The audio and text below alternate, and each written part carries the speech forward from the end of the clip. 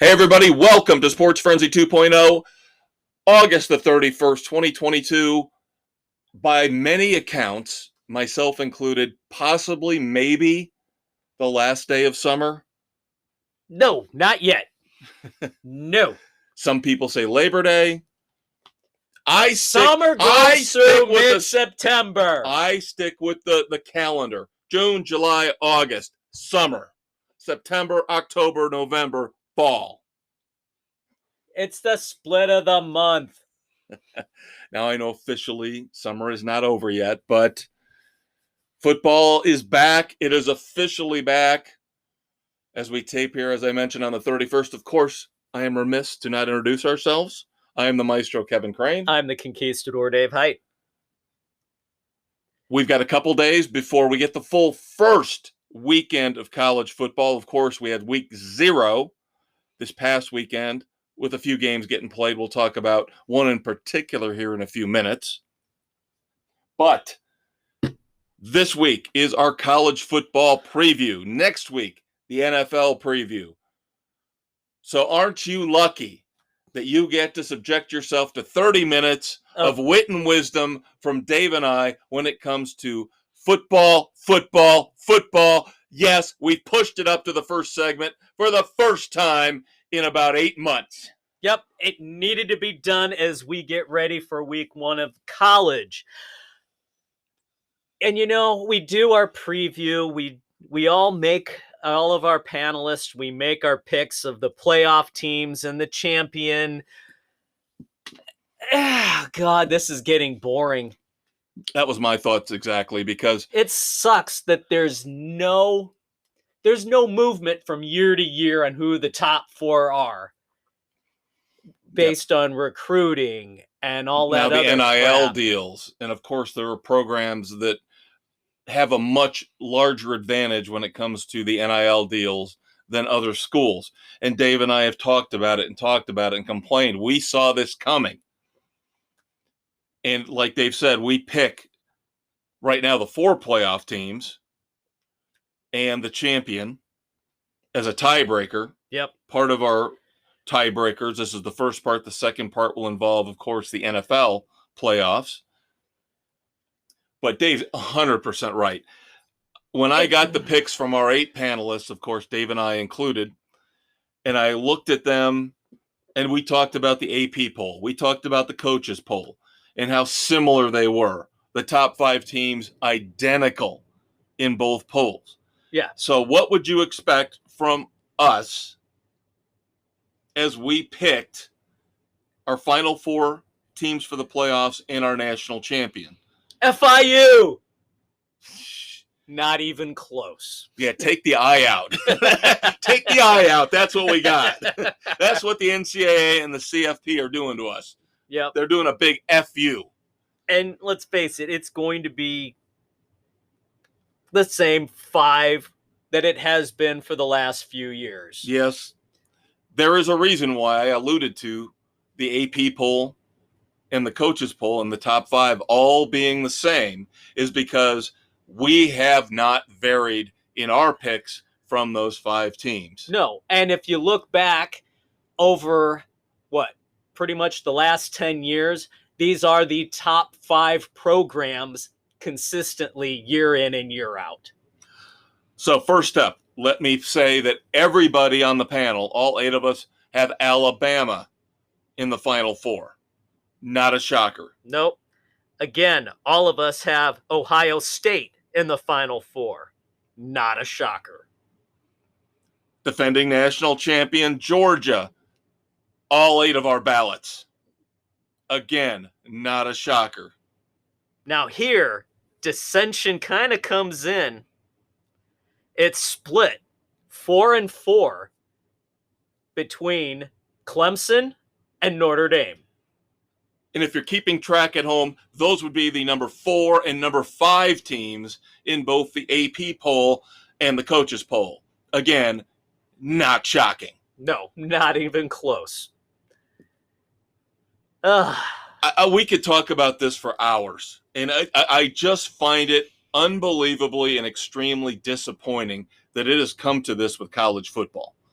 That now it is so easy to predict who's going to be in the championship, who's going to be the Final Four left standing.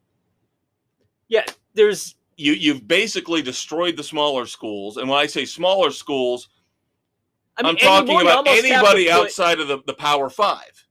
Yeah, but even within the Power Five. You notice how we didn't have a Pac-12 team. The Pac-12 is a joke. Usually you would think, shouldn't you have another Big Ten team? Or a Big 12 team. Yeah. No Big 12. No. That's just the state of how things are. How lame college football has become. And I'm going to tell you right now, you guys know out there, over the last year plus, as we've talked about football in 2021, I'm not the huge college football fan that a lot of you guys are. I am a pro guy. I love the NFL. I live and die with the NFL. I can watch the Texans play the Bears. Oh, I can watch any NFL game. It doesn't matter who's playing. To me, there's something I have to have some there. Vested interest in the teams playing. NFL, it doesn't matter. Right. It's almost, college football has almost become like baseball, where you watch your team. And that's about it. And maybe if you get two high-ranked teams playing, you might watch that. You might tune in for a little bit at least. Like this weekend with Notre Dame and Ohio State, although the spread on it's 17.5 points. Yeah, and again, number 2 versus number 5, 17.5 points, and we haven't even started the season officially yet for everybody. Yeah, and that's a bone of contention with our panelists, with our picks, because there's one in particular who wants the marquee matchups, the ranked team versus ranked team, despite what the spread is. Why? It's mediocre. There's no challenge in trying to pick it. And so that's why also we are not picking Ohio State, Notre Dame. No. And we are not picking Oregon, Georgia. Right. Because the point spread, the rule now, we started last year with this, the rule for our football picks competition is that the point spread has to be 10 or less when I set the slate. Right. That can change the week leading up to it, but when the slate is set, we wanted a 10-point or less spread to make it more challenging. So that's why you're going to see again this year, like in 2021, some of these games you might go, why aren't you picking the marquee matchup? Why aren't you picking the big primetime game on Saturday night? If the point spread is greater than 10, that's why. Yep, and a lot of times you had that Alabama, Mississippi State. It could have been number 2 versus number 20. But the point spread's 20. Why would we pick that? It's a gimme. So, yes, our percentages have come down. To you people, we might not look as smart as we used to, but to us, we know we're still smart. We're not up in the 60s anymore. We're down in the 50s. Yep, we get it. We know it. Straight up. Yep. And we're not, as Dave said, picking gimmies. These are all difficult games to pick. Yep. Now, in a minute, I will throw out evidence to dispute the conquistador, but we'll save that. Because now you guys need to know who the 8 of us picked to win college football, the CFP championship in the 2022-23 season. And we told you who we have in the playoffs. Yep. 5 of the panelists, Sam, Bill, Nick, Doug, and Aaron, are going with Alabama. My second choice. Yep. My second choice. You and I are going with Ohio State.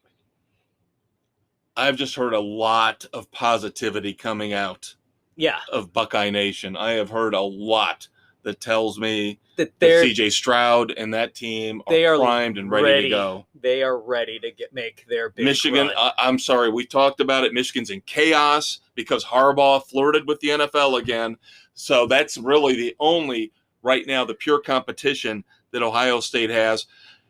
On paper, this weekend's game against Notre Dame looks like scheduling-wise, strength of schedule makes them look great, and they will roll over Notre Dame. I'm sorry, they will. That's why it's 17.5 points right now. At the Big Horseshoe. Right. Of course. So, but speaking of Notre Dame, Jen is the lone Notre Dame pick. And again, nobody is picking anybody outside of the top 5 in the polls. So none of these picks are bad. No, they're not. That's how predictable, again, college football has become. That being said, this will hit Thursday morning, September the 1st, and we start picking our games Thursday night.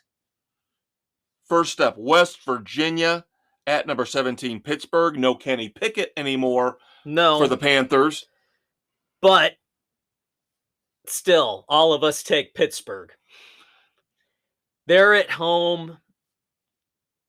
I think it's basically an advantage game. I think you're looking at two programs where West Virginia, again, not sure who they are, haven't been able to get over that hump and become an elite team. Yeah, they still haven't found their identity. Where Pittsburgh looks like they've got the coach in place, they got the system running smoothly. So I don't necessarily think that losing Kenny Pickett keeps them from winning 9 or 10 games this year. No, they should be able to do that. The other game on Thursday night, Big Ten matchup, Penn State at Purdue. Two programs that I would say are second tier in the Big Ten. Yeah. Behind Wisconsin, behind Ohio State, behind Michigan State. Then you get to the likes of Penn State and Purdue. So, Boilermakers hosting the Nittany Lions. I guess we're giving James Franklin one last chance to prove that he is actually a good head coach. Yep, to see if he earns that extension he got when they panicked to hold on to him. Believe me, around here where we tape this show, we know about long-term college football panic extensions. Yes, all too well. So, 7 of us are going with Penn State. Jen, the lone Purdue. When I put it on the slate, it was only 3.5 points in favor of the Nittany Lions. So we shall see. Yep. Moving on to Saturday, September the 3rd. Mac Brown and the North Carolina Tar Heels go into play. The always dangerous, but again, a small school that really doesn't get the respect they deserve. Dave and I remember years and years ago when Appalachian State beat Michigan. Yep, that was their big first marquee win. And that almost pretty much derailed Michigan right off the bat, because that was early in the season. Yeah. And Michigan still is kind of gun shy on some of these smaller teams since then. Yep. And I don't know, Appalachian State's just one of those teams that I like. I don't know that they'll win, but they have as good a chance as anybody in the first week playing at home. That's why I'm going with them, as is Bill, the Big Blue W, and Jen, Mrs. C. Yeah, I was tempted because Appalachian State played Miami tough a year or two ago. I've got to believe Mac Brown is better as a coach. He's got to be good enough. I know they lost a lot of guys to the NFL, including their quarterback. Yeah. I don't think Mac Brown is a terrible coach. No, but again, he's North getting older. Carolina football, though. Mitch Trubisky, come on, man. As I said, never mind. You made my point for me. I will take the Tar Heels. So does the elder statesman. Nick, Doug, and Aaron are with me. So 5-3 split on that. This one's intriguing. Now, we were talking earlier about West Virginia and Pittsburgh, about two programs. Maybe Pittsburgh's got it figured out. West Virginia really doesn't. I think we could say this could be a test for these two programs. And this could end up being, if not the best game, one of the best games of the weekend. Number 23, Cincinnati at number 19, Arkansas. This was kind of a tough one to pick. But early on, I had to take Arkansas at home. Cincinnati on the road, coming off that decent season they had. They've lost their quarterback, Desmond Yep. Ridder, of course, with Atlanta, the Falcons now. He's losing your big starting quarterback like that who had all that experience. That's going to be hard for them to replace. I agree. So you and I take Arkansas. So does Sam, Bill, and Doug. Yep. Jen, Nick, and Aaron will go with Cincinnati. But again, like I said, now we find out Luke Fickell. We find out if he is a program builder at Cincinnati. Yep. Can he overcome losing Desmond Ridder? Can he become the next Dabo Swinney? Can he make Cincinnati something? Yes. Yeah. And Arkansas, can they, again, a second-tier team in that conference, can they ascend enough to start challenging? Yeah, they made Georgia, a nice challenging Alabama. They had a nice season last year, but again, it was an older team. They lost some guys. We'll have to see what happens. All right, Arizona at San Diego State. Again, keep in mind how we set this slate up. That's why we've got Arizona, San Diego State on here. A tough game to pick. Yep. I had to take Arizona because San Diego State screws me every freaking time I take them. Jen agrees with you. Everybody else, the other 6 panel members, all go with the Aztecs. This is where Dave and I, just like with our pick for the national champion, Dave and I prove we are geniuses. We were the only ones to go with Ohio State to win the whole thing. Yep. Number 7, Utah, going in to the swamp to play the Florida Gators. I don't believe in Utah this much. No. With a new regime, Billy Napier coming in at Florida, they want to get off to a big start because the Florida schools, the big 3, have been struggling mightily over the last 7-8 years. Yes, they have. Florida in particular needs to put their stamp on this new regime. Say, we are here to win, to succeed. We are not a second-tier team in the SEC. We are the Gators. We were the former champions with Tim Tebow and Urban Meyer. This is where they do it. Yep. At home, in the swamp. Early September. It's still warm and humid. You've got Utah flying across country, coming in. Always something you have to keep in mind. Coming from the West Coast to the East Coast, there's just something about that the West Coast teams tend to struggle with. You and I, of course, on our own. Yep. The other 6 panelists go with the Utes. We're going to Florida Swamp. We're going to Florida Swamp, eat some gator tail. We're going to eat some gator tail. We're going swamping. Listen to some Tom Petty and the Heartbreakers. There we go. All right. Next up, Boise State at Oregon State. This was the toughest game. This was really was the tough. toughest game to This pick. was the hardest one to pick. I like Boise State. I do as well. I don't know. It's a lower tier Pac-12 team versus a team that maybe Dave and I are looking at through the lenses of the past. Let's put it that way. We're looking at the Boise State from 10 years ago, and maybe we still think that program can recapture the glory that they had when they were playing in big bowl games. And they were the independent or the smaller school that was going up against the big boys. Yeah. And I just don't know if there's anything I trust about Oregon State. Never been able to trust Oregon State. So Boise State for me, for Dave, for Sam, for Jen. We're a 4-4 split because Oregon State for Bill, for Nick, for Doug, and for Aaron. All right. Last game for Sunday, the 4th. Florida State at LSU. Brian Kelly's coming out potted down south. You don't speak like that. Why are you faking an accent? I'm just. Oh, wait, you're being like I'm Brian just being Kelly. like Brian Kelly going down there. This, again, we talked about Florida. We talked about how they've got to reestablish their credibility in the Sunshine State. So does the Seminoles.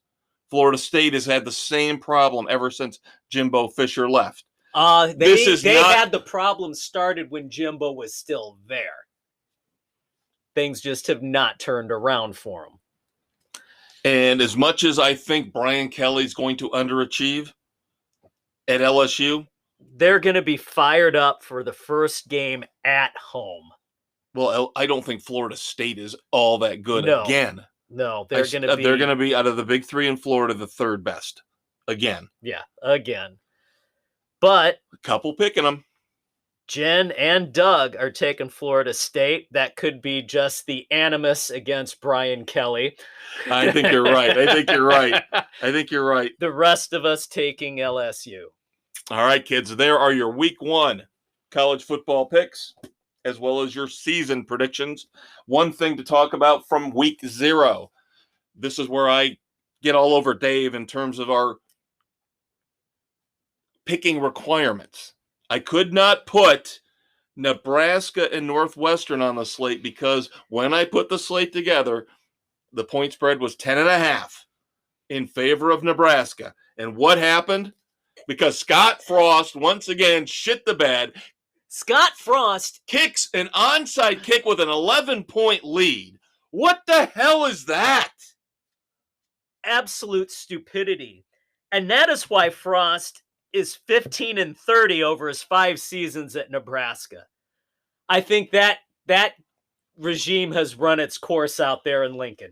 This is a lesson to all you kids out there who end up becoming moderately successful college football coaches. Do not overstep your bounds. If you could your place. If you could build a great program at a mid-level school, a mid-major, you do it. Do not do what Scott Frost did. Do not leave UCF and go take the money and go to Nebraska and embarrass yourself. You should have stayed at UCF, Mr. Frost, and you should have built that program up to contend consistently, flirting with trying to get into the CFP. You would have been much better served because right now, Nebraska, a once storied program, isn't he like the third coach to crap the bed there?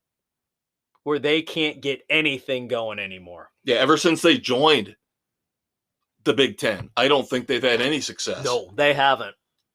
They expected to come in and contend year in and year out with Michigan and Ohio State, and they have just fallen to the depths of hell. And let me ask you this.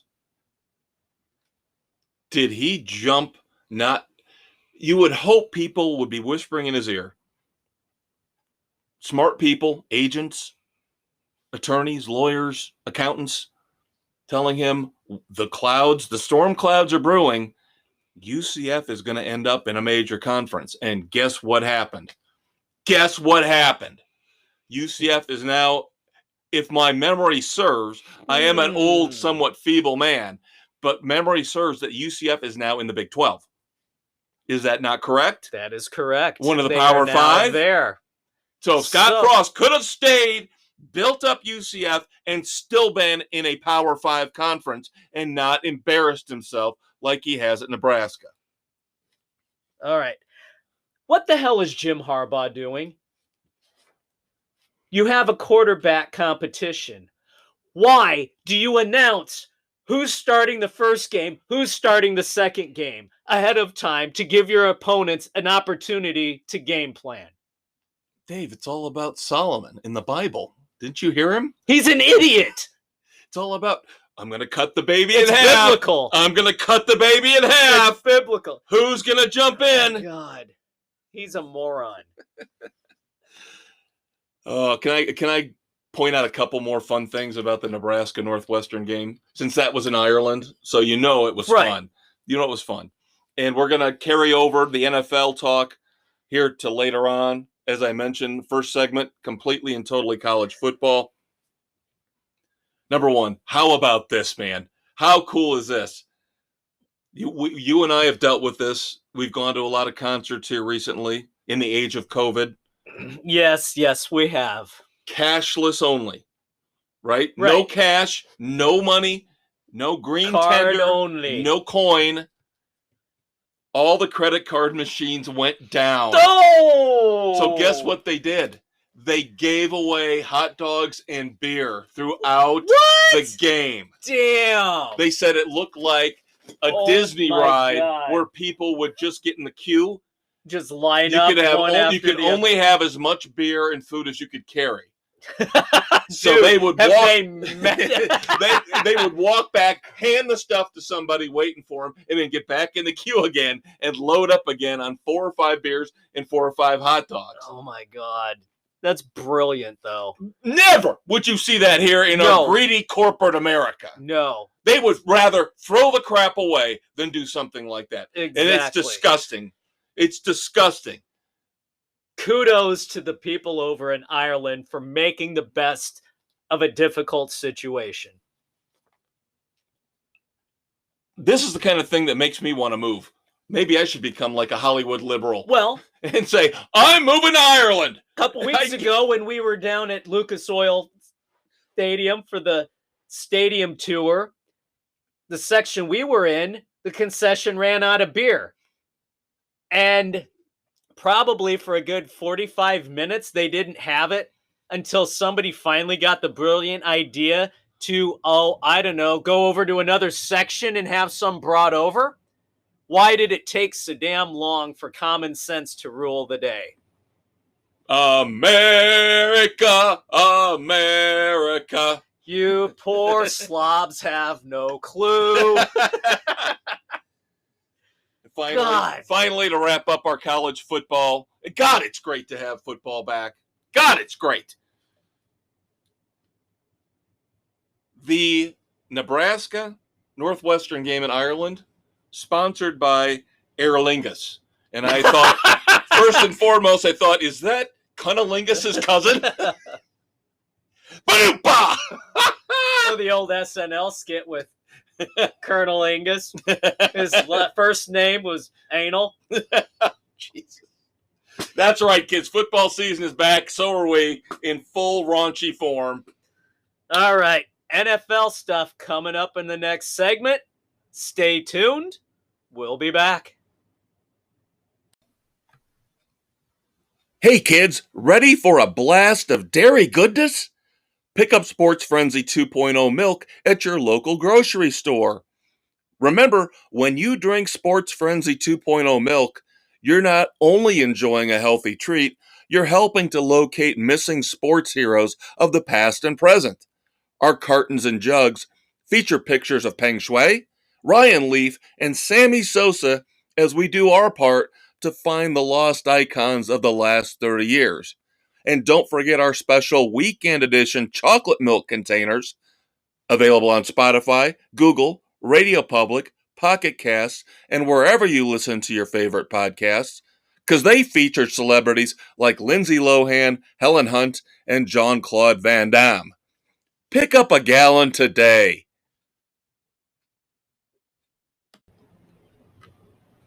Welcome back to Sports Frenzy, kids. August 31st, 2022, we're taping. This will hit Thursday, September 1st.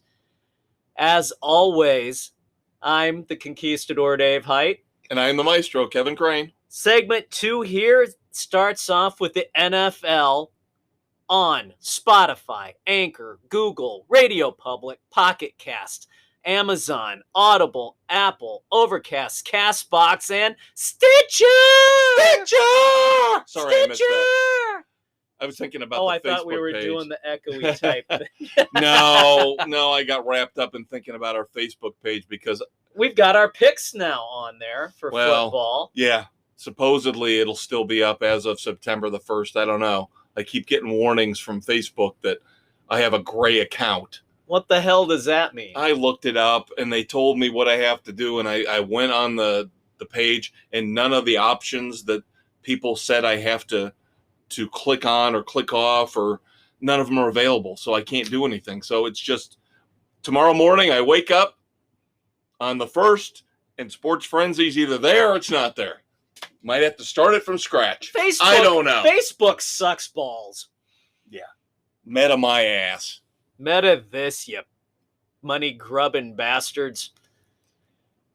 All right, NFL news. The final roster set yesterday, the 30th as we tape. Not a lot of shocking moves by anybody. No, not really. A couple former first-round picks were cut. It looks like the Raiders especially are really cutting ties with the whole Gruden, that whole generation, that whole regime. Yep, the Gruden era and all the players is pretty much done. Anybody he brought in, bye-bye. Yeah. Yeah, what was it? Alex Leatherwood, the first-round tackle from last year, is already cut and gone. Yeah. That was a bad pick. That was brutal. Well, Chiefs released troubled wide receiver Josh Gordon. It's done. He is finished. He just might as well go gently into that good night of retirement from the NFL. He's been trying to catch on and stay clean, and it's just not happening. Yeah, now the key thing is he needs to straighten his life out. He can't take the rejection of the Chiefs and use that as an excuse to fall back into his bad habits. Right. Nobody wants that. No, he just needs to move on with his life outside of football, hopefully in a positive way. Injuries, of course, each and every week, probably from here on out, we're going to have injuries. The Cowboys lose Hall of Famer to be offensive tackle Tyron Smith. Torn hamstring, out at least until December. Ouch. That's going to hurt them badly. Yeah, Dak Prescott will not have that blindside dependable protection that he's used to having. Yeah. Sad injury news coming out of Washington. Their running back, Brian Robinson, targeted in a carjacking mugging, was shot twice in his legs and posterior. So thankfully, non-life threatening. They released from the hospital. He should be back in a month or so, fully recovered. But man, that just sucks to be going out to dinner, minding your own business, and something like this happens. And it's sad, but the team management had to remind the players, watch where you go in Washington, D.C., especially at night, because unfortunately the nation's capital is a cesspool of crime. Yep. And this kid was supposed to be a vital part of their offense. They still got J.D. McKissick. They've still got Antonio Gibson.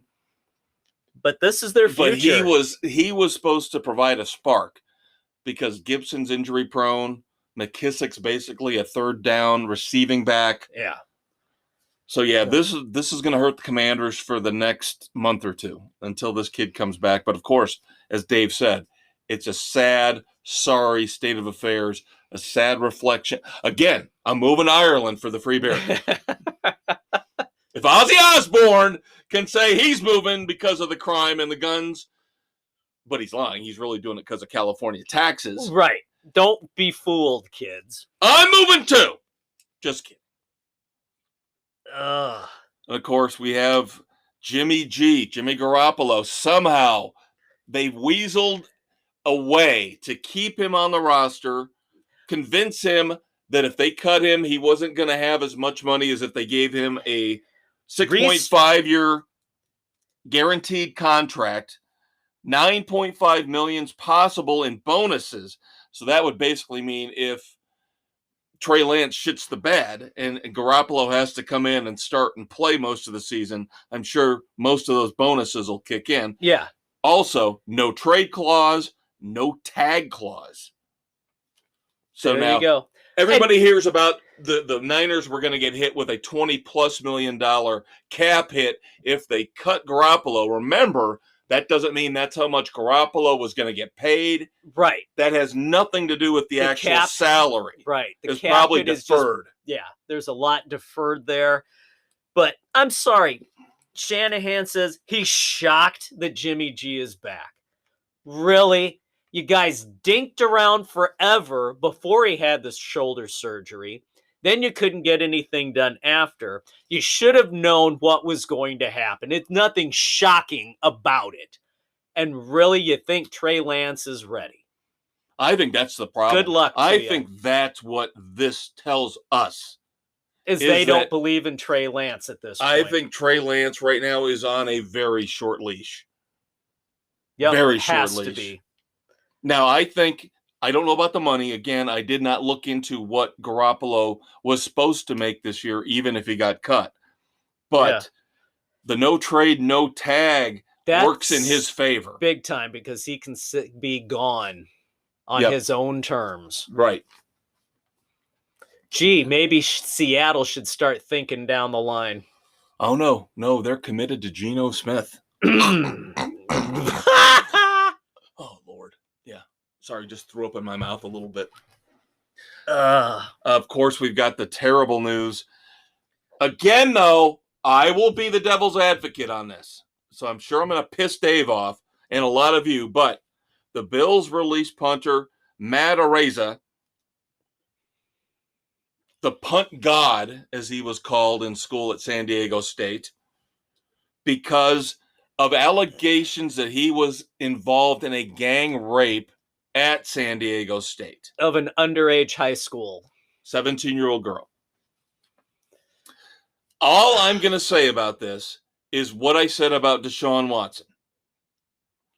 Let the criminal process take place. What is the precedent in our society where we're letting people, and I'm not saying she's lying, I'm not saying that at all, but when did it become standard to fire somebody, to keep somebody away from earning a living because somebody just said he did something or she did something? The innocent until proven guilty. That doesn't apply anymore. No, it's guilty until proven innocent, and that's where I get upset, and that's where I get pissed off. Now they're saying, well, once this plays out, and if it comes out that he didn't do anything, he'll be able to find a job again. No, how many not necessarily. Months and years will be taken off of his prime career years in his early 20s because of this accusation? Again, if she has proof, if there is proof, he should go to jail for a long, long damn time. Yep. But if she's doing this as a money grab, because right now it's a civil suit, it is not a criminal case. I want to know why we are accusing somebody and firing somebody before they have had their day in court. The criminal investigation is supposedly still ongoing. Okay. Because San Diego State was asked not to do any of their own disciplinary stuff by the San Diego Police Department until their criminal investigation was complete. Now, how deep should the NFL actually dig into the background? Do they really want to take a chance with something like this looming that hasn't been completed yet? Do you really take the chance? I'm telling you, we are getting in a dangerous, dangerous area with this. I hate criminals. I hate scumbags. I am all for putting people away for the maximum penalty. I want a fast, quick judicial system. I don't like cases that drag out for 3 years. That's ridiculous. But at the same time, people just accusing somebody of something should not destroy that person's life until everything has gone through the proper legal channels. And then you can't even guarantee that things are going to go. This is the kind of shit that makes everybody paranoid. Yeah. That why would I date somebody? If they would decide, they're going to accuse you third of something. date, you decide, I don't want to continue with this relationship, and they say, oh, he raped me. Or if you actually have something that takes place, but they won't bring criminal charges anyway. I know. That's what's scary. And that's why I mean, you got both this country sides is so screwed up right now. big time. It's politically, legally, we are a mess right now. California, you got to ask written permission to touch a boob. I don't know what's going on in this freaking world. Seriously. And I'm not trying to make light of the situation. No, I'm trying to say that's what it's come to. There's a club in Australia that if you stare at somebody and it makes them uncomfortable and they report you, they're going to boot you out. Yep, I heard that. And you have to ask permission. They are you have to ask permission to stare at somebody. They are actually talking about putting that into play here in America. I read. Ugh. We are screwed up, people. This whole society today is screwed up. Nobody has any common sense. People are losing their minds on both sides, one way or the other. Oh, God help us all. Okay, I'm going to ask Dave a question to wrap up the NFL segment before we move on to NASCAR. This is a fun. We're gonna shift back to fun for a little bit. Okay, have you heard about? This is not a joke. This is actually posted inside the New Orleans Superdome. Is it still Mercedes-Benz? I don't know if it is or not. I don't know. They've got new escalators going in. The signs in the Superdome say our new escalators are 28.3 times faster. Now, why do you think they decided to advertise that the escalators are 28.3 times faster than a normal escalator? So they don't have the drunks tripping and falling and being unable to navigate them and get sued? No, they're trolling their division rivals, the Atlanta Falcons, because the Falcons were down 28-3 in the Super Bowl to the Patriots. That's the only reason they put that sign up and said the escalators were 28.3 times faster. Nice. There you go. I thought that was very clever. That's cute. All right, NASCAR. The playoffs have begun, but not without drama, controversy, rain delays, cloud bursts. Daytona, of course, was the final race. Race 26, the Coke Zero Sugar 400, supposed to have taken place this past Saturday, the 27th of August. Got delayed until late afternoon, the 28th. Yeah, it was supposed to have started in the morning, but rain stayed around, pushing it back. Always a crapshoot, always a wild card with pack racing. Weather really threw a monkey wrench into the whole thing. That last 10 laps. Well, of course, just ridiculous. The big situation arose with 21 laps to go. Because they started the race at 10 in the morning on CNBC, which I don't understand. Why? If I was NASCAR, I would tell NBC, I would say, we're done with you. We're breaking our contract. You put us on 10 in the morning on CNBC? Come on. That's unacceptable.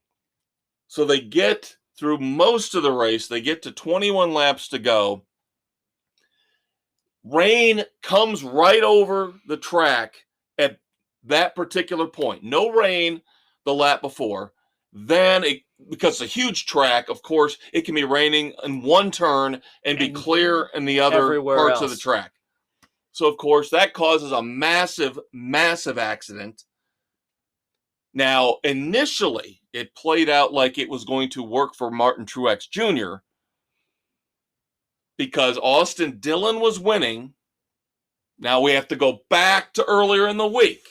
Bear with me, kids. I know this is like a Quentin Tarantino script. This is flashback, flash forward. Earlier in the week, Kurt Busch dropped his claim for a medical waiver and said, I will not be participating at the beginning of the playoffs. Therefore, I do not want to hold that playoff spot. Right.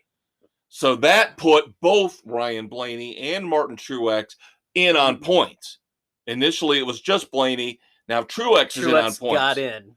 But after this wreck with 21 laps to go, Austin Dillon is winning the race.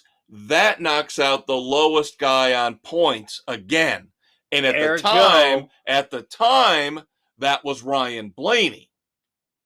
Truex was in, Blaney was out. And they waited and waited and waited. And kudos to NASCAR for this. Because I would have been pissed if they had called the race. They had plenty of time. They had all day. They had all night. They have lights. Yep. We wanted to see it play out. You couldn't let weather determine this one. So they eventually got everybody going again. Much to the chagrin of Martin Truex Jr., Ryan Blaney, who had gotten in an early wreck, stuck laps down, was able to start picking up positions because of that rain-induced wreck with 21 laps to go. Yep. All those cars were not able. Denny Hamlin seemed to have had a really damn good car at that point leading. You're watching it, and all of a sudden, 3-4 cars right at the front of the pack wiggle, spin, hit the wall, and mass chaos ensues. Yeah, it was the rain. It was the rain. They lost traction. But all those cars were out. Yep. Yeah. Out. Oh, out. Big time. So Blaney, because he was so far back, was able to avoid the chaos, just like Austin Dillon. Yep. Managed to slide right on through. So as the laps tick by here, as we restart the race, Ryan Blaney is picking up a spot here, a spot there, a spot here. 5 spots here, 10 spots. So then we get to the point they're running again, and pretty much Truex and Blaney are dead even in points, but Dillon's still winning. So that means one of the two is out. Yep, so they're battling each other for position on the track. And then eventually, Truex couldn't keep up with the 10 cars that were left on the lead lap. Yep, he lost the draft. Blaney just held his position where he was, ends up Austin Dillon fair and square, hangs on to the lead, wins the race, gets in the playoffs. Blaney wins by 3 points that last playoff spot, knocks Truex out. Ouch. And I'm fine with it. It worked out. It needed to be settled on the track, not by weather. And that's what happened. And that's typical of why Truex missed it, because the performance on the track has not been there this year. Yep. Despite all the points, he has not been able to win, obviously. Toyota has been really hit and miss with their cars this year, the first year with the new car. And if you think about it, if Kurt Busch had been okay, and we hope he's okay, because this is lingering for a long time. I'm starting to get worried. This is sounding like a Dale Earnhardt Jr. type scenario where I don't know if he'll come back next year. Yeah, he was supposed to come back for one more year. Yeah. But think about it. If Kurt Busch had been able to run and this had happened, neither Blaney nor Truex would have made it. Both of them would be out. We had 16 different winners. So Dale Jarrett, God damn him, was right. Even though 15 made it in on wins, 1 on points. Right. He was technically right. Technically right. Oh, good times. All right, some NASCAR news, and then we will give you our picks for the first playoff race of 2022. Daniel Suarez is back at Trackhouse, but not the long-term extension we thought initially. Only back for 2023 is what I'm hearing. We'll have to wait and see what happens. Is it a sponsorship thing, or are they wanting to see repeat performance? Craftsman is officially back as the Truck Series title sponsor. We alluded to this a few weeks back. Yep, we heard it was coming. So that's another official one. Eric Almirola does a complete pivot. Was retiring a few months ago. Now, This is a sponsor thing. I'm completely convinced this is 100% a sponsor thing. Smithfield must have gone to Stewart Haas Racing and said, we love Eric Almirola. We will continue to support multi-year extension for both Smithfield and Eric Almirola. So he goes from retirement to a multi-year deal. Good for him. Yep. And he seems like a really good guy. So I'm happy for him. Greg Ives done as the number 48 crew chief, Alex Bowman, after this season. One of the crew chiefs, when I hear the name, I know who it is. About 7 or 8 of them I know. Yeah. And probably not surprising for a variety of reasons. The performance wasn't quite there. The expectations were not being met. Yeah, Bowman's been okay, but not great. Right. That's definitely been a downturn for what they had been doing. Should we talk the Xfinity change? Driver owner Jeremy Clements won the Xfinity race at Daytona, but post-race inspection found an issue with the intake manifold on the engine, an L2 penalty. He loses the win, and that takes him out of the playoffs. So he has to win one of the last 3 races to get in. But his crew chief not only fined $60,000, as an owner, he's docked 75 owner points. He's docked 75 driver points. And if he happens to make the playoffs, he's going to lose 10 playoff points. There you go. Not messing around. We've talked about this all year with NASCAR because you and I got burned with Denny Hamlin getting DQ'd at Pocono. They're not messing around this year. No, not at all. You want to talk a little betting? I just want to have some fun. Oh, God. Another one of Uncle What are the odds? Uncle Kev's. Uncle Dave made a funny. There was a guy. Listened to a podcast. Not us. Another podcast. Got some information. Betting information. Put down $13.49. I don't know where that comes from.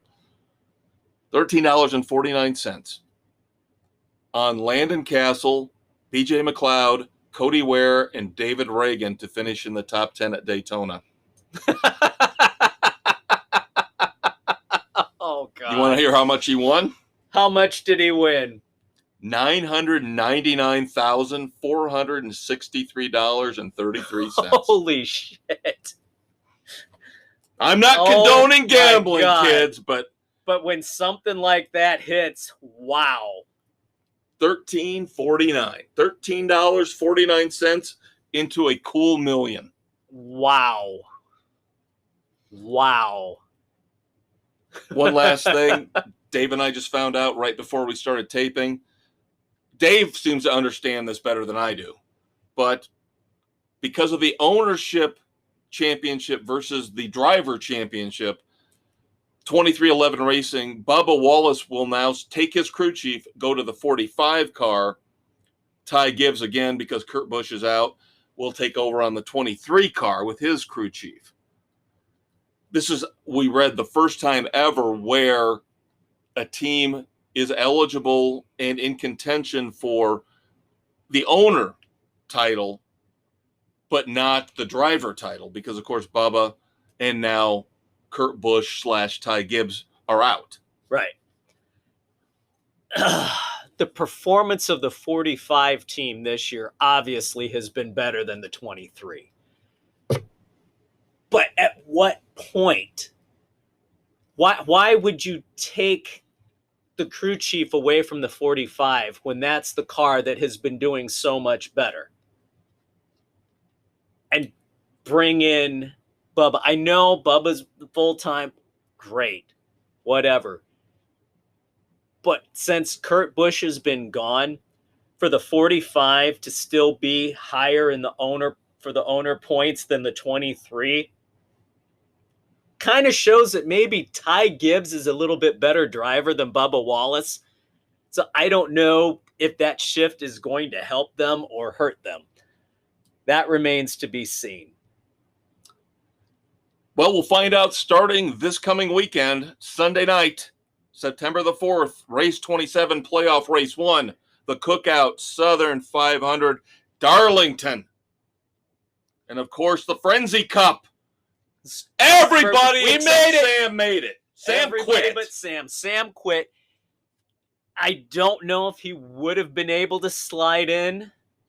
Yeah, because he didn't make any picks, so I can't even run the numbers. Right. So. But let's put it this way. Doug was ahead of him when Sam quit. Doug made it in by 1 point. So odds are Sam probably would not have made it. Yep. Now, a rule change for the playoffs, which just came down today. The DVP, the damaged vehicle policy, the clock will now go from 6 minutes to 10 minutes. Bullshit! Yeah. Don't you love it when they change the rules in the middle of the season? I hate when NASCAR does this shit. It's ridiculous. No. So that basically is going to help all the playoff teams to make sure that they still stay in contention, if at all possible. No, I hate this. That is absolute garbage. Again, hate it when any sport changes the rules midseason. Our picks for our first Frenzy Cup playoff race. Dave, yes. You are alone in your pick. Good pick, though. Very good pick. I'm going on Hamlin Island. I think it's a very good pick. Denny typically runs well at Darlington. I know I was going to get away from saving picks, but early on, I think this is going to be Denny's best opportunity. Again, I told Dave I had 2 guys I was going back and forth on. I was, for once, the last person to make a pick, even though we're well within our deadline range. But I was going back and forth between Denny Hamlin and my pick, which will be one Ross Chastain. Because, late breaking news, Denny Hamlin's feeling a little sore, a little beat up from the wreck at Daytona, has dropped out of the Xfinity race. So he's not going to have that extra practice in the car, the extra practice on the track. That made my decision for me. Ross Chastain looked really good earlier this year before the accident in the Darlington race. Earlier in 2022, and in the old car last year, still posted a top 3. So. Good pick. And I am saving my picks. I am still sticking. I like the policy. Didn't work last year. I'm sticking with it. 3 Kyle Larsons this week. Bill, Jen, Doug, all going with Kyle Larson. Nick goes with Kevin Harvick. Aaron goes with Joey Logano. Fine picks all around. Yep. It'll be a good start for everybody, hopefully. Yep. And again, just an unbelievable weekend with the Daytona delays and the drama. And in our Frenzy Cup competition, again, just because William Byron shit the bed, it helped out Dave, it helped out Bill, and it helped out Doug. That's the 10th place cutoff. The 10th place cutoff did not move that much, and it got those guys in. I'm happy. That's what we needed. I should be pissed because I was guaranteed at least 4th place if they all failed. But there you go. All right. Baseball, golf, tennis, and a hodgepodge of other stuff coming up in 3. Feeling mildly fatigued? Need a day off even if you just took one a few days ago? Make $30 million a year but just don't want to work for it? You need to join the NBA Load Management Club right now. When they're not napping or texting, guest lecturers Anthony Davis and Kyrie Irving will describe foolproof ways to earn tens of thousands of dollars by not doing anything. Sports Frenzy 2.0, available on Spotify, Google, Radio Public, Pocket Casts, and wherever you listen to your favorite podcasts, is currently negotiating with LeBron James to bring his popular How to Make the Hall of Fame Without Really Trying webinar live and in person to the Load Management Club. Thanks again to Sports Frenzy 2.0 and all you apathetic fans out there for making us a success. All right, kids, time to wrap things up here. Sports Frenzy 2.0, the last day of August, August 31st, 2022. This will hit. First thing, September the 1st. Get ready for work. Listen to Sports Frenzy. Fry up some eggs. Yell at your kids. Scold them for not getting to the bus on time. Do what you got to do on Thursday morning, but listen to this episode of Sports Frenzy each and every week. You listen to us. Make it part of your daily routine, your daily habit. There you go. We have got baseball. Yes, shifted baseball back. Of course, football season taking precedence. NASCAR in the playoffs taking precedence. Because let's face it, baseball for another month is going to be kind of Yes, we've got some interest. The wild card battle in the NL is turning out to be pretty interesting now.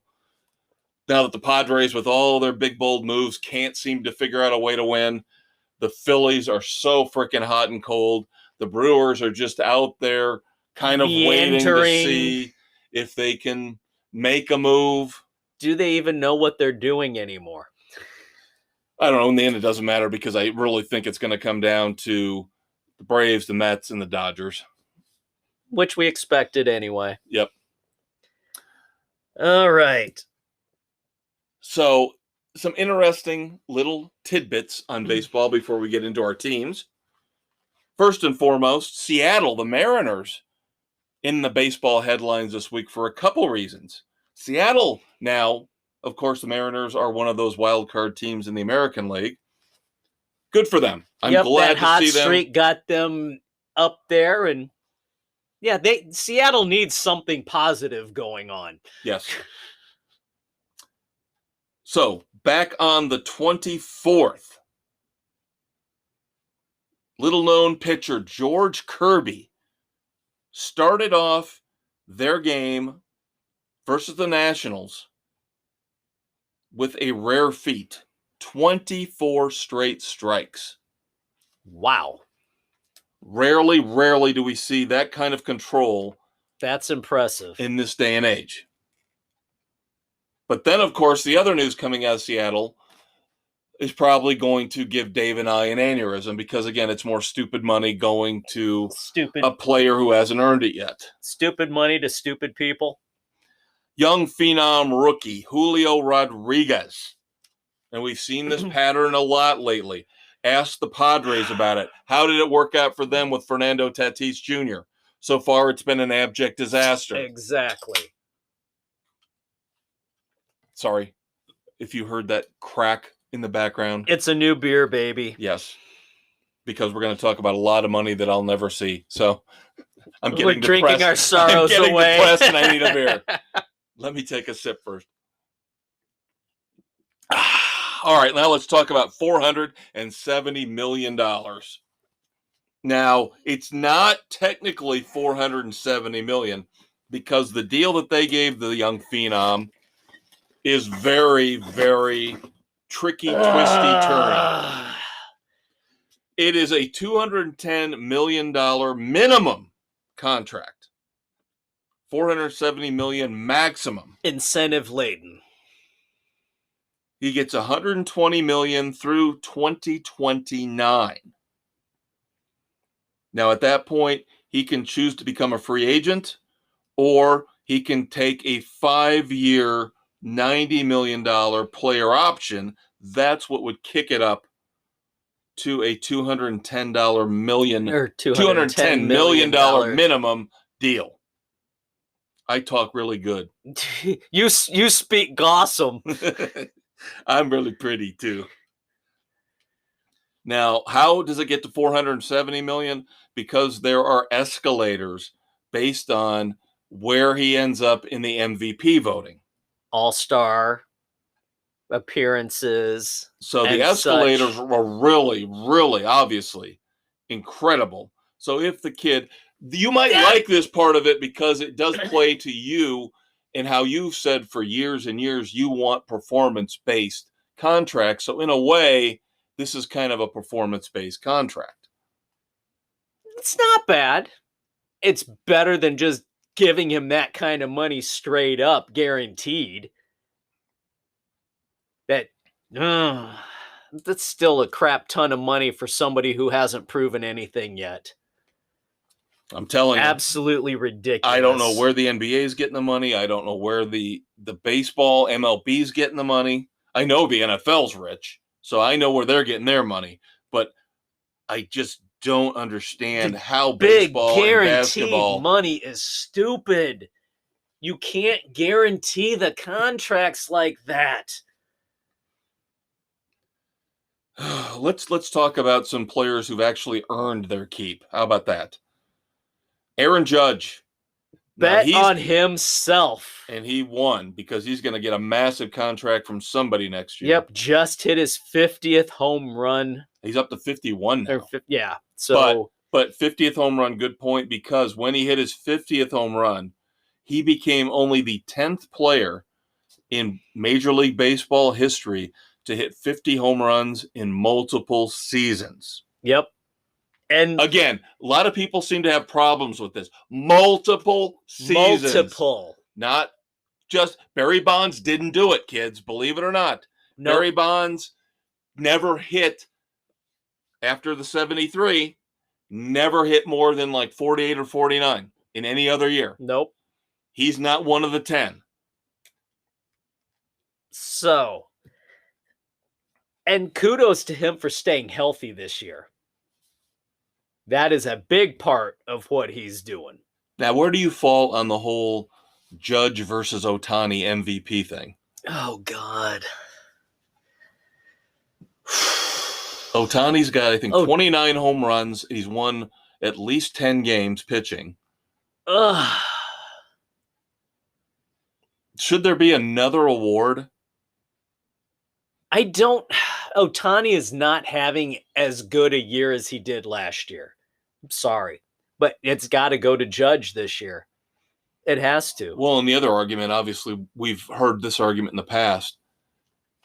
How can you vote for a guy, and they did last year. Ohtani won it last year. How do you vote for a guy? Yes, he was the most valuable player on his team, but the team sucked. The Angels always suck. Mike Trout, he's won it. They sucked. Ohtani has won it. They sucked. At least the Yankees are hanging on to first place. And they would be crap without Judge. They would be absolute crap. They would be a joke. But the Angels would have even been that much worse without Ohtani last year. Yeah. So, good argument. MVP, the most valuable player. It's that player who puts his team, makes his team that much better than they would be if he didn't produce. And last year, that was Ohtani. And see, I, of course, as a Cubs fan,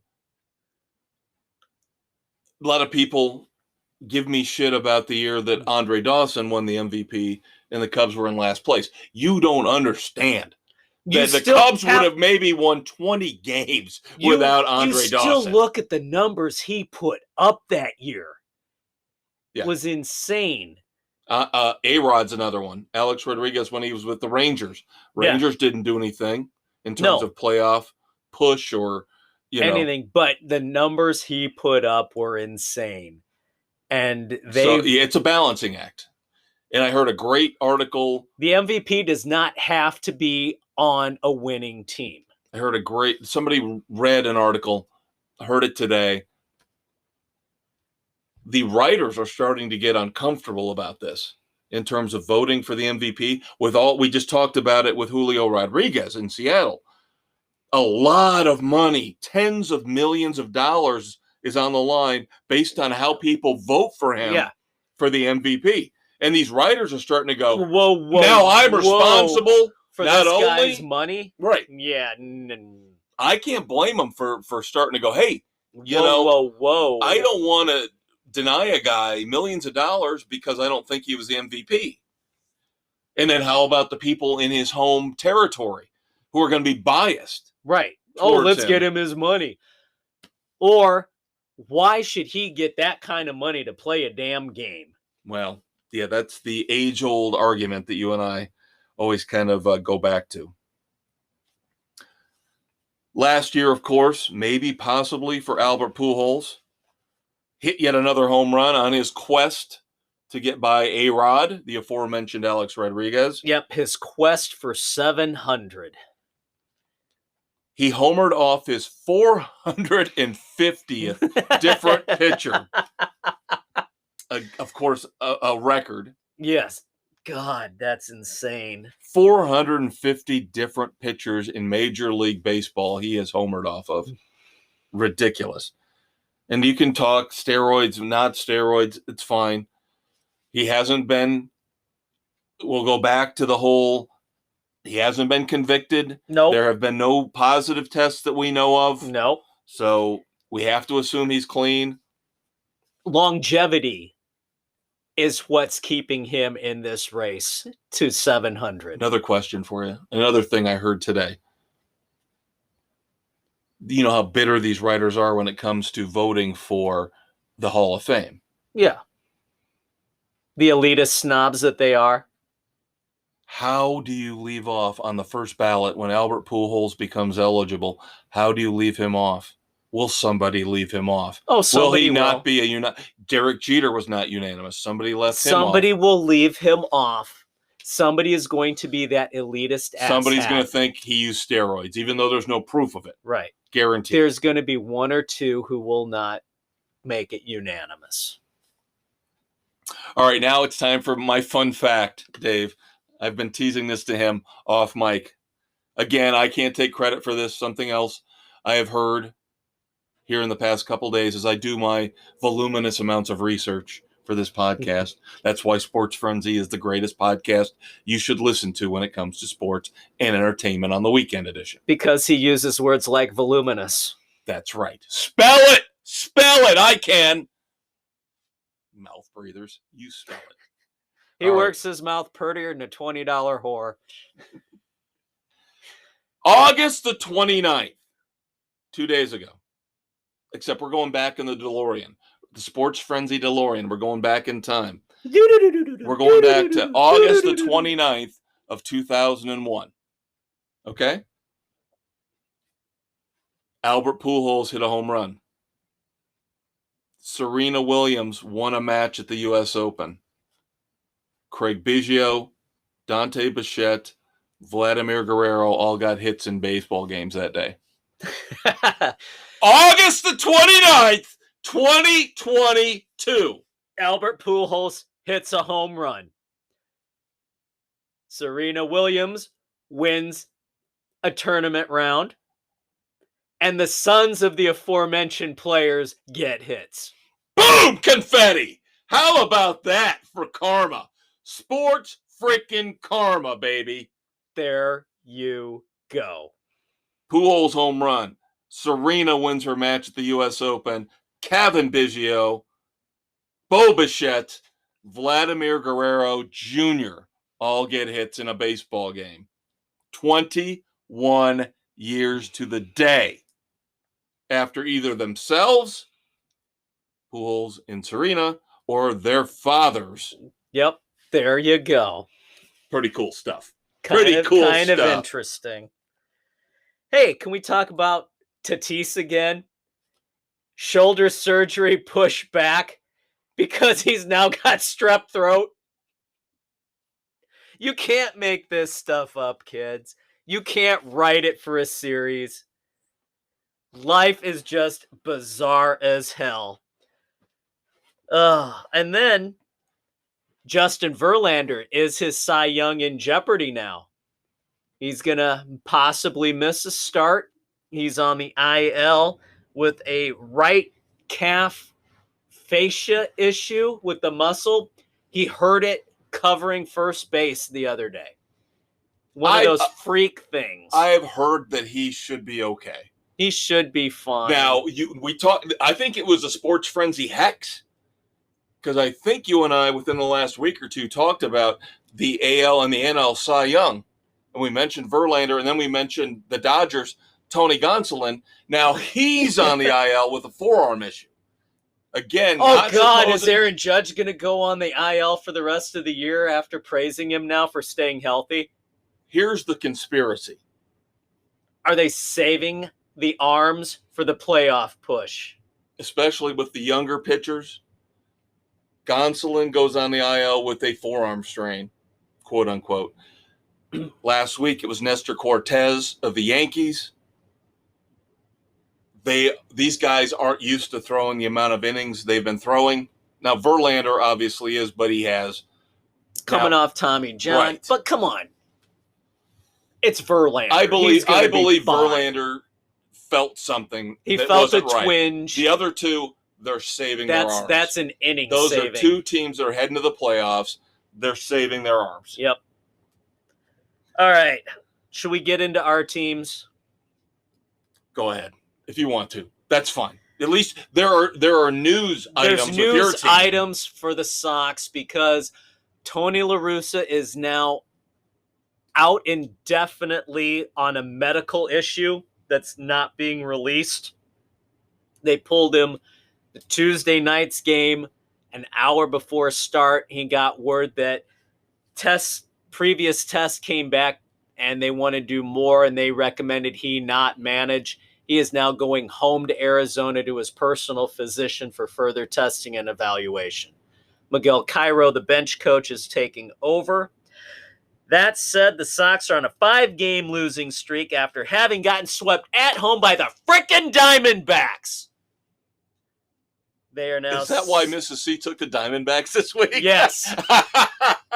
Bitterness. Yes. Overflowing, bubbling bitterness. God, 63 and 66. Under 500 again after getting, 3 or 4 games above 500, getting themselves in contention for the division. And of course, they backslide, underperform, more injuries. It's abysmal.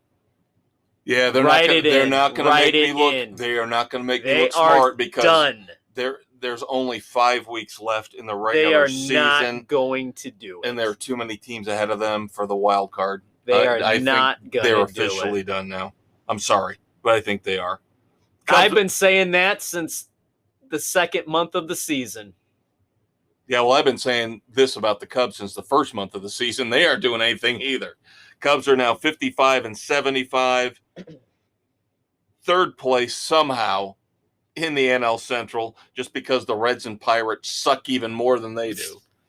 20 back of St. Louis, of course, tonight playing the Blue Jays, who I picked because they were playing the Cubs.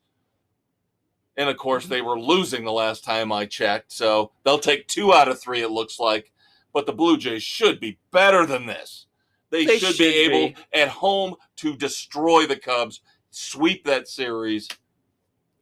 I don't get it. This is the kind of stuff that makes you a little crazy when it comes to baseball. Exactly. One final thing in baseball, then we move on to golf. More stupid money. Kids, if you're like me, you look back at how you acted when it came to your baseball cards when you were a kid. Oh, God. Putting them in the spokes of the wheels of your bicycle, to wrapping them cool in rubber noise. bands, to crease the edges. And a 1952 Topps Mickey Mantle card just sold this past week for $12.6 million. What kind of moron has that kind of money to spend on a damn baseball card? We've said it before. Feed the hungry. Donate the money to an animal shelter. Do something good with your money. Really, $12.6 million for a piece of cardboard with some ink on it. That you're going to lock away. It will never see the light of day. What's the freaking point? All right, golf again. Our weekly golf update, because this is just better than a soap opera. And so it looks like all the changes the PGA Tour put in place did not stop. 5 of the top 70 golfers in the world rankings from jumping ship after the FedEx Cup was done this past weekend. Right. Cameron Smith, Mark Leishman, Cameron Tringale, Joaquin Niemann, Harold Varner III, all in the top 70 in the world rankings, have all signed up for LIV Golf. And Cameron Smith's playing this weekend at the next LIV event in Boston. Yep. There you go. And my heart be frickin' still. Rory McIlroy put up He actually showed up for a tournament and won his third FedEx Cup. $18 million. Yep. If he'd gone to LIV Golf, he'd probably get at $250 million. Yep. But that's okay. That's okay. Yeah, he can be a little bitch, him and Tiger, and whine He can and be pitch, an elitist little asshat. And now, next year's field in all these tournaments outside of hopefully the majors will not boycott ban and these ban LIV these golfers. Guys. Because if they do, yeah, Rory's going to cruise suck. through. He's going to cruise through the season next year. He's not going to have any competition. No, because they're all in LIV Golf. He's not going to have any competition. And if he doesn't sweep, if they do ban everybody and he doesn't sweep at all, then he sucks. What really sucks is this whole bullshit with the vaccination policy in the U.S. right now. Because we're letting people across the border in Texas unvaccinated, but Novak Djokovic can't play in the U.S. Open. I had that exact same statement written down. It's a freaking joke that this country is hosing this guy on playing in the U.S. Open. We have to get over this COVID thing. We have to realize it's done. It's the flu now. It's over. We are altering history now. This is the second major of the year that Djokovic has not been allowed to participate in because he's not vaccinated. Now, there's something coming up later in the dumbasses where I'm going to side with the other people, but because there's a limit to how far I'll go with this train of thought. Right. But I still think Djokovic should be allowed to play in the U.S. Open. If he has to be tested every day, whatever. Fine. I mean, but you are altering tennis history right now. You are altering tennis history. How? If you keep him separated from everybody, it's outdoors. He's not within 6 feet of anyone. Again, there are protocols you can put into place to make sure everybody stays safe. It's a joke that you're going to give Nadal the opportunity for a free run at another major without his closest competition. And again, you're altering sports history because of it. You're manipulating that right there. All right, let's move on to our moments of silence. Oh, don't we want to talk about Naomi Osaka losing in the first round for the second consecutive major? I did want to do that, Dave, but I figured I've been hard enough on her. That's what she said. No, I wanted to bring it up because it's the second consecutive Grand Slam tournament where she's been ousted in the first round. Maybe she needs another mental health break. I think she does. Maybe she needs to do another Netflix show. Her 14th or 15th mental health break. Yeah, go do another Netflix show. Why don't you do another photo shoot? And this will come up at another time, I'm sure. But we'll discuss the whole mental health thing with athletes and how I'm not buying into it. Obviously, I've ripped on her in the past. I had a discussion today with somebody about Simone Biles, and he's trying to stick up for her. And I said, no, she's a quitter. She's a quitter. She never should have committed to the Olympics. If she knew she had a problem and she had lost her drive, she should have backed out of the Olympics. And let somebody else have that spot. But we'll save that for another day. 2 football moments of silence. First up, longtime offensive coordinator for the Dallas Cowboys and the Rams, Ernie Zampese. Thoughts and prayers to his family and friends. And then Steve White, 48 years old, was a really good player for the Tampa Bay Buccaneers for a couple years. It's... with football players, they do seem to die younger, and I'm not making a generalization. This is not a CTE-related thing. But, man, at my age, when I see people die at 48, 56, 57, this shit is scaring me. It's really scaring me.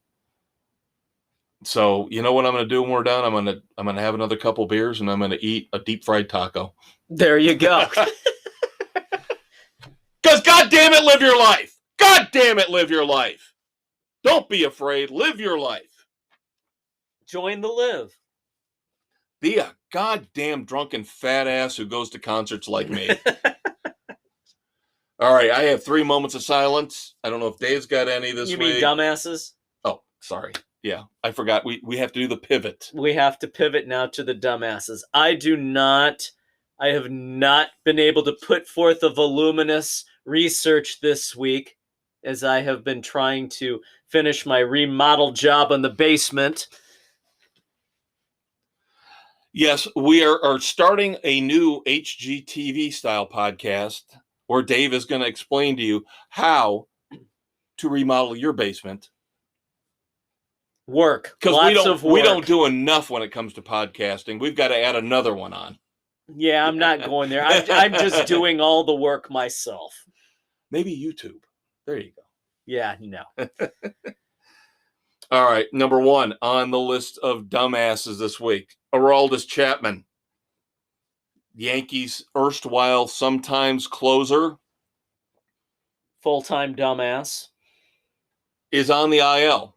Do you know what for, Dave? I do not. What for, Kevin? He got a tattoo on his leg that got infected. Yankees are in the middle of their toughest stretch of the year where they're not playing well. They need all the help they can get. And Aroldis Chapman thinks of himself.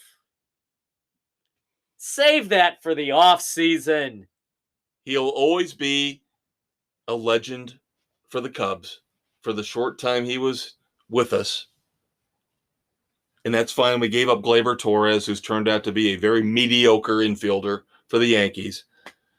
But I am damn glad. This is one of the guys I'm damn glad we didn't hang on to. Guy's a head case. And it's another example of, how about you do this in the off season? Exactly. Why did you have to get a tattoo in the middle of the goddamn season? Stupidity and selfishness. You've got to wrap these guys up in fucking bubble wrap, Dave. I'm telling you. They're so stupid. Tatis. Yeah. Chapman. They just can't help themselves. They're so stupid. Stupid people getting stupid money.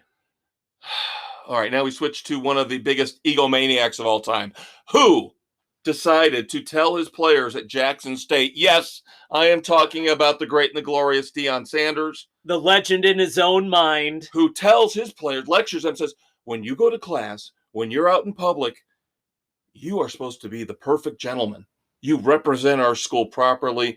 You don't show up dressed all stupid and ugly and stinking and disgusting. And I'm thinking, dude, that's what you made your life doing. You were the most disrespectful asshole in the world at college at Florida State and then in the pros with the Cowboys and the 49ers, the Falcons, Even with the Reds when he had his baseball stint. It's unbelievable. It's like Ted Bundy saying you should be respectful to women. Seriously. I mean, it's just stupid. Finally, Clay Travis of Fox News. Yes, I call out all of them. Liberal, conservative, whoever. Clay Travis of Fox News is an idiot and a dumbass to wrap up this week. He says Kyrie Irving, Aaron Rodgers, and Novak Djokovic are, quote, the modern heirs to Muhammad Ali because of their anti-vaccination stance. That is the most idiotic, stupid quote I've ever heard. He's comparing a guy who took a stand against the war versus 3 arrogant assholes who won't get a vaccine. Now, I believe Djokovic should be allowed to play. Right. But come on, that is absolutely stupid. To compare them to Muhammad Ali, that's pathetic. That's asinine. There is no excuse for that. That'll do it for Sports Frenzy 2.0. Be sure to check out the weekend edition where Dave and I review Samaritan. I will wrap up Animal Kingdom, the final season. Yep. Other than that, Dave will give you more home improvement tips. I got a book review for you coming up. We got some songs. See you next week.